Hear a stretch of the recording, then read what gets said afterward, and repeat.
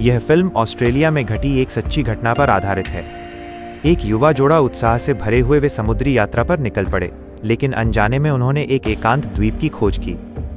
एक नाविक के नेतृत्व में दोनों उस निर्जन द्वीप पर उतरे और आगे की तैयारी करने लगे। उन्होंने अपनी सबसे रोमांटिक छुट्टियां यहीं बिताईं। 10 दिनों के लिए बड़ी मात्रा में आपूर्ति प्रदान की गई।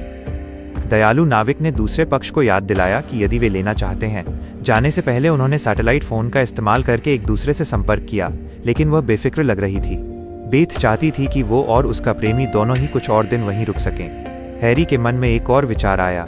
वे दोनों एक जैसे थे। बच्चों की तरह वे एक दूसरे का पीछा करते और खेलते रहे। नीले सागर में उस सुखद क्षण का पूरा आनंद लेते रहे, लेकिन उन दोनों को इस बात का बिल्कुल भी अंदाजा नहीं था कि ये दूरस्थ बंजर भूमि, इस द्वीप में छिपे खतरे मौजूद हैं। अपने भावुक मिलन के बाद दोनों ने समुद्र तट पर मौज मस्ती भरी रात बिताई, और उसी दौरान हैरी जब जागा तो उसने खुद को किसी ऐसे व्यक्ति के बगल में पाया जो देखने में बच्चे जैसा लग रहा था। छोटे बड़े सभी पदचिन्ह अंततः रुक गए और जंगल के भीतरी हिस्से में जाने लगे। इससे दोनों पुरुषों की जिज्ञासा बढ़ गई और वे धीरे धीरे पदचिन्हों का पीछा करते हुए निर्जन द्वीप की ओर बढ़े। लेकिन उनके अंदर जाते ही पैरों के निशान गायब हो गए। हैरी ने इस पर ज्यादा ध्यान नहीं दिया। वो हो सकता है कि द्वीप पर और भी लोग रहते हों।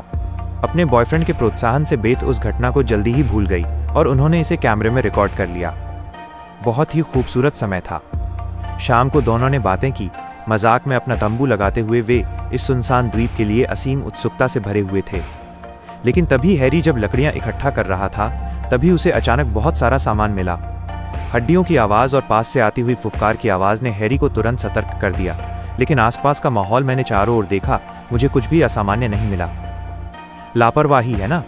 उसे लगा कि ये सब जंगली जानवर ही परेशानी खड़ी कर रहे हैं। लेकिन जीव विज्ञान अनुसंधान में काम कर रही बेथ ने देखा, तब उन्हें बहुत आश्चर्य हुआ। उन्हें पूरा यकीन था कि इस द्वीप पर वहां कोई बड़े जानवर मौजूद नहीं थे, और उन दोनों को यह भी नहीं पता था कि हड्डियां कहां से आई थीं। फिर भी दोनों उस सुनसान द्वीप पर एक साथ समय बिताने का आनंद ले रहे थे। देर रात एक तेज हवा की घंटी ने आसपास की शांति भंग कर दी। हैरी चौंक कर जाग गया और हैरान रह गया, जबकि उसकी प्रेमिका को लगा कि ये बस समुद्र की हल्की हवा है। जैसे ही वे लेटे, एक डरावनी आकृति प्रकट हुई। भोर होते ही बेथ ने देखा कि उसके सारे अंडरवियर रहस्यमय तरीके से एक पेड़ पर लटके हुए थे। इस बार वे इसे और बर्दाश्त नहीं कर सकते थे। वो जंगल में घुस गया और दूसरे पक्ष पर जल्दी करने के लिए चिल्लाने लगा, जल्दी बाहर आओ। कुछ देर खोजने के बाद दोनों को आखिरकार जंगल के भीतर एक लकड़ी की झोपड़ी मिल गई। हालांकि अंदर का जर्जर वातावरण दशकों से अपरिवर्तित प्रतीत होता था। कभी यहाँ कोई रहता था, और दीवारों पर उकेरे गए विचित्र और असामान्य पैटर्न किसी के भी रोंगटे खड़े कर देने के लिए काफी हैं। बाहर जमीन पर बिखरे हुए समुद्री सीपों का भी इस्तेमाल इसे सजाने के लिए किया गया था। कब्र पर स्पष्ट रूप से कोरल शब्द लिखा हुआ था, जिसे देखकर उनमें तुरंत भय का भाव उत्पन्न हो गया। इससे भी अधिक भयावह बात यह थी कि जब दोनों आश्रय स्थल पर वापस लौटे तो बेथ ने राक्षस का वीडियो बनाने की तैयारी की। उस विचित्र छोटी सी झोपड़ी में रहते हुए कैमरे में एक भयावह दृश्य कैद हो गया। अप्रत्याशित रूप से जब वे रात में सो रहे थे, तब उन दोनों की पूरी रिकॉर्डिंग की जा रही थी। उसने एक तस्वीर खींची, तभी बेथ को डर महसूस हुआ। वो बुरी तरह घर जाना चाहती थी। सौभाग्य से हैरी के धैर्यपूर्वक दिए गए आश्वासन से उसकी प्रेमिका की भावनाएं धीरे धीरे स्थिर हो गईं। बात तय हो गई है। अब यह निश्चित है कि द्वीप पर वे दोनों ही नहीं थे और सब कुछ दूसरी तरफ से रचा गया था। उसने बदला लेने के लिए जो शरारत की, उसके बदले में प्रेमी ने एक ढांचा बनाया।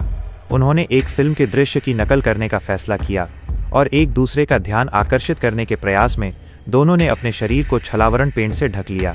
वे बाहर आए, लेकिन केबिन तक पूरा रास्ता चलने के बाद भी वे बाहर नहीं आए।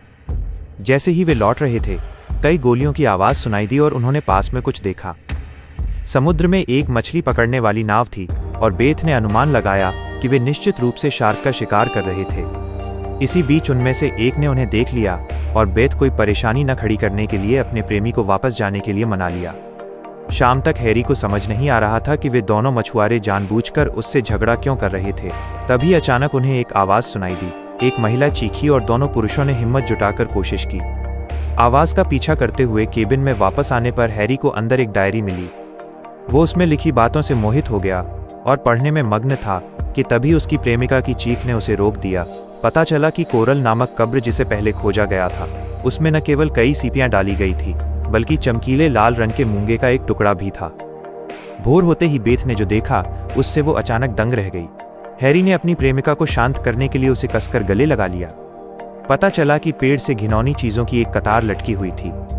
बेथ ने गौर किया कि दूसरे व्यक्ति के चाकू चलाने के कौशल बेहद पेशेवर थे, किसी बच्चे की क्षमता से कहीं अधिक, और निश्चित रूप से कोई मजाक नहीं था। बेथ क्षण भर के लिए घबरा गई। उसने घर जाने का सोचा, लेकिन काफी देर तक ढूंढने के बाद भी उसे अपना सैटेलाइट फोन नहीं मिला। उसके प्रेमी को सबसे पहले मछुआरों का ख्याल आया और वो गुस्से से भर आया। हैरी ने जब उन्हें ढूंढ लिया तो उसने तुरंत उन्हें अपने फोन निकालने का आदेश दिया, लेकिन उनके ग्रीक लहजे के कारण संवाद करना असंभव हो गया और वे लगातार व्यंग्यात्मक टिप्पणियां करते रहे। हैरी द्वारा भेजी गई उस खूबसूरत महिला को देखकर उसका ये विश्वास और भी पुख्ता हो गया कि ये सब एक मजाक था। हालांकि वे एक दूसरे की आवाज़ नहीं सुन पा रहे थे, वे एक दूसरे की बात समझ गए थे, लेकिन उनकी बहस बढ़ती गई और अंततः हाथापाई में बदल गई। हालांकि संख्या में कम और शारीरिक रूप से कमजोर हैरी उनका मुकाबला नहीं कर सका। विरोधी को आसानी से काबू में कर लिया गया, खासकर इसलिए क्योंकि मछुआरों के पास बंदूकें थीं। बेबस बेथ अपने प्रेमी को घसीटकर दूर ले जाने के अलावा कुछ नहीं कर सकी। अगले दिन हार न मानने की इच्छा से हैरी वापस उसी जगह पर लौटा, लेकिन वहां से मछुआरे जा चुके थे। दोनों ने सैटेलाइट फोन की तलाश में तेजी से काम शुरू किया, लेकिन अंततः उन्हें कुछ नहीं मिला। ठीक उसी समय जब हैरी अकेला रह गया, जैसे ही लोग तैरकर मछली पकड़ने वाली नाव पर चढ़े और हर जगह तलाशी लेने लगे, अचानक उनमें से एक को लाठी से मारकर बेहोश कर दिया गया। नतीजा पहले से ही अनुमानित था। दुर्भाग्यपूर्ण दंपति एक पेड़ पर एक दूसरे से बुरी तरह लिपटे हुए थे, और फिर उन दो शराबी मछुआरों के साथ आगे क्या हुआ इसका कोई अंदाजा नहीं है, लेकिन दूर खड़ी एक रहस्यमयी महिला ने सब कुछ देखा। उसी क्षण उनमें से एक ने पास में अजीब आवाजें सुनी। उसने जल्दी से अपने साथी को बुलाया, हिम्मत जुटाई और जांच करने गया, लेकिन कुछ ही देर में अचानक एक मछुआरे की दर्द भरी चीख सुनाई दी और दो आदमी दहशत में भाग गए। भागते समय हैरी आखिरकार महत्वपूर्ण क्षण में पेड़ की तस्वीर खींचने में कामयाब रहा। बंधनों से मुक्त होने के बाद अपने सामने घट रहे भयावह दृश्य को देखकर दोनों क्षण भर के लिए स्तब्ध रह गए और चुप हो गए। संभलने के बाद ही वे जल्दी से उस जगह से चले गए। सुबह उठने के बाद भी बेथ पिछली रात की घटना से सहमी हुई थी। अपने प्रेमी को देखते हुए जब वो अकेले उस जगह लौटा जहां वो पिछली रात रुका था, तो वो गहरी नींद में सो रहा था।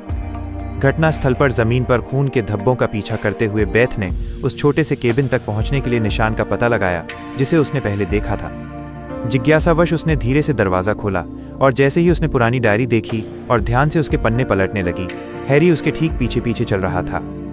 पता चला कि कोरल नाम की वह व्यक्ति एक लड़की थी।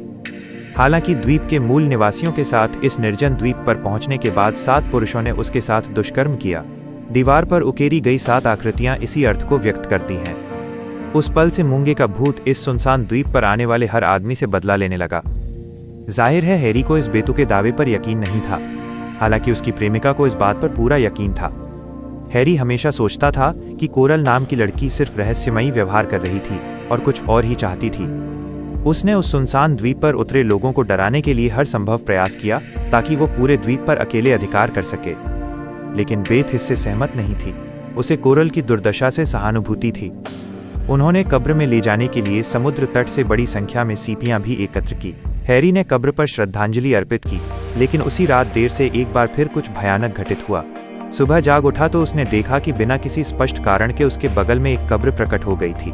बेथ बेहद डरी हुई थी और सुबह तक सदमे में रही। तभी ऊपर से उड़ते एक विमान ने अचानक उन्हें याद दिला दिया। उस सुनसान द्वीप को जल्द से जल्द छोड़ने के लिए दोनों ने जल्दी से और अधिक जलाऊ लकड़ी इकट्ठा की, जिसका उपयोग उन्होंने एक महत्वपूर्ण क्षण में किया। यह संकट के संकेत भेज सकता है। अचानक हैरी को जंगल में फोन की घंटी सुनाई दी। अपनी प्रेमिका को काम में व्यस्त देखकर उसने अकेले ही अंदर जाकर जांच करने का फैसला किया। जैसे ही वो खोज रहा था, हैरी ने खुद को फिर से केबिन के सामने पाया।